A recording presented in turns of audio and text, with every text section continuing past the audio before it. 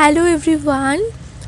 তো এটা ছিল একটা 1 পাউন্ডের বাটারস্কচ ফ্লেভারের কেক, আর ডিজাইনটা ছিল হচ্ছে গ্লিটার ডিজাইন। গ্লিটার দিয়ে আমি ডিজাইনটা করি, আর কিছু বো বসানো ছিল ব্ল্যাক কালারের।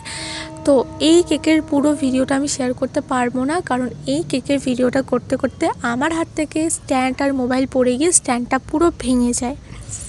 তো যাই হোক, এখানে আমি ফার্স্টে কেকটা বানিয়ে নিই, তারপরে আমি হালকা একটা কালার আনি, রেড কালারটাই।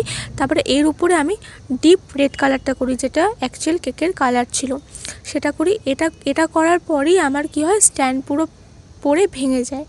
তো সেই জন্য আমি সকালে উঠে সেটাকে গ্লিটার দিয়ে ডিজাইন করি, আর সেটার ফাইনাল লুকটাই আমি তোমাদের সাথে শেয়ার করলাম। তো এখানে আমি একটা সিম্পল নজেল দিয়ে ছোট্ট একটা ওই টুটির মতনই ছোটো মুখ একটা নজেল দিয়ে আমি এই ডিজাইনগুলো করে নিই।